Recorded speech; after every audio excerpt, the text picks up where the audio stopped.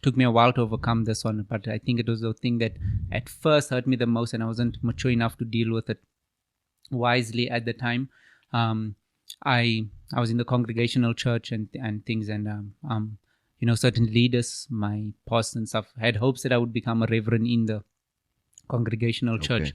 And so what happened was I ended up not going, because you have to go away to study and things like that. And at the time I met my wife, Shanice, and I went to go and see a pastor. But I didn't go see him regarding this. I went to go see him because I'm dating his spiritual daughter, which is Shanice. And I went to go and see, and the pastor's Pastor Ches. I think we all know Pastor Ches. Yeah. And I went to go and see Pastor Ches, and you know what Pastor Ches said? He said, think about this thing carefully and stuff. He says, before you make any decisions, going away to study and stuff like that, becoming a reverend, it's long. 7 years is long. It's a lifetime decision you have to make. Think about it wisely. And I ended up not going. And during that time, the Lord laid it on my heart. He said, go and submit under this man.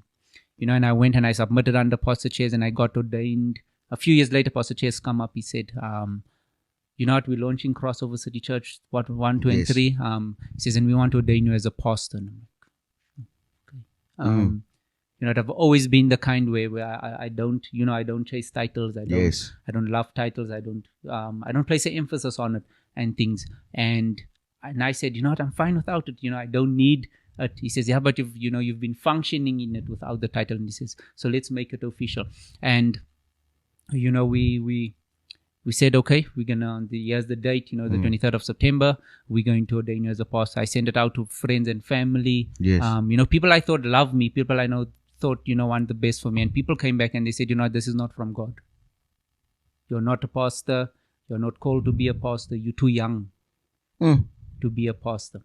And people started saying, this thing is demonic. There's no way it's from God. And it's from selfish ambition and things like that. And I think it hurt me quite a lot because most people would just brush it off. I'm not the kind of person to, especially when you didn't want it for yourself. Yes. I didn't ask for it. I didn't go out, chasing it. A lot of places I still enter and I don't want people to know I'm a pastor. Yes. Because I always tell my wife, I want them to love me for Laverno. Yes. Because the moment I'm sure you notice when people pick up your pastor, the demeanor in the room changes. All of a sudden, they want to have a reverence for you and things like that. And I always tell my wife, I don't want them to have a reverence for me because I'm a pastor. Like, love me for Laverno before you do. And so I didn't want the title, but I started getting all the backlash. And I'm sitting there and I'm telling the Lord, I didn't want this in the first place. Yes. Why do I have to deal with all of this? And it's people close to me, and leaders, pastors came and said, you are not called to be a pastor. Oh. It's not from God. And stuff like that. And I went back to Pastor Ches and I said, listen, here's the messages. See what the messages people are sending me. What do I do? I said, let's not go forth and stuff like that. And Pastor Ches, he sat and he mentioned some of the pastors that obviously affirmed the calling on my life. And he said, so all of these people that are claiming that you're not called, they're saying that their input and their voice is greater than the man that has affirmed you and things. And he said, we have to go forth. You're called for this and stuff. And I went forth, but you do not understand the doubt that creates at first. Sure. And so first of all, I believe every believer with a calling on their life faces a certain level of doubt. That's right. Listen, if you don't have a certain level of doubt, you have to doubt if you're called. So the enemy will not allow you to step into a place, and he does not hinder you. He will tell you, Isaiah, this podcasting is not for you. Yeah. Come on, you're not breaking the views that you have to. You don't have the equipment you have to. You might not have the people. And he will push doubt into your mind. And so whenever there's no doubt, you have to doubt if you called for that thing. Oh. And so there is doubt always, but at my level, it was even worse because the people that are supposed to be affirming me, the people that are supposed to be helping me through this moment of doubt are actually adding more doubt. And so the first year of being a pastor, I had to just figure out, it was me against the Lord. Am I really called?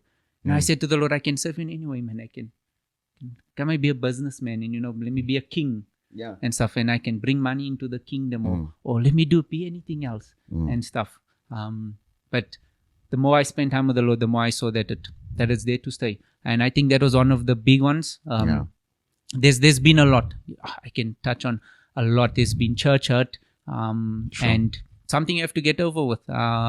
Not even get over with, but it's something that we need to deal with. I've been hurt a lot in church because you love the people, the people you work with, and nothing has hurt me the way church is.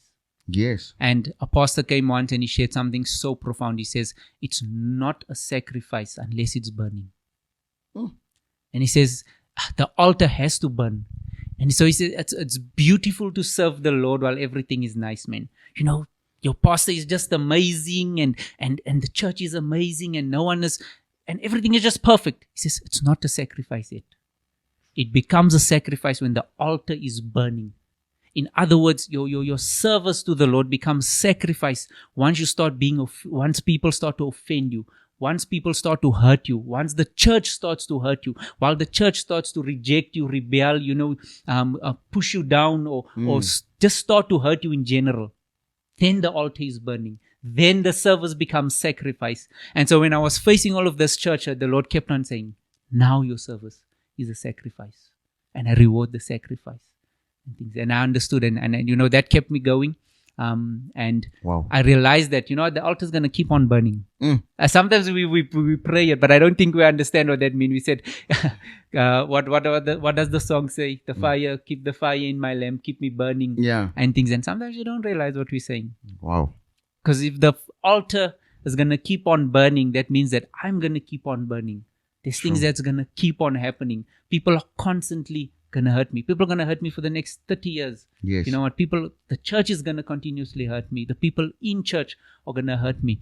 But guess what? The altar has to keep burning. That's what keeps the altar burning, and that's what makes my service a sacrifice. And so there's been a lot. We'll be here all day if we have to speak about it.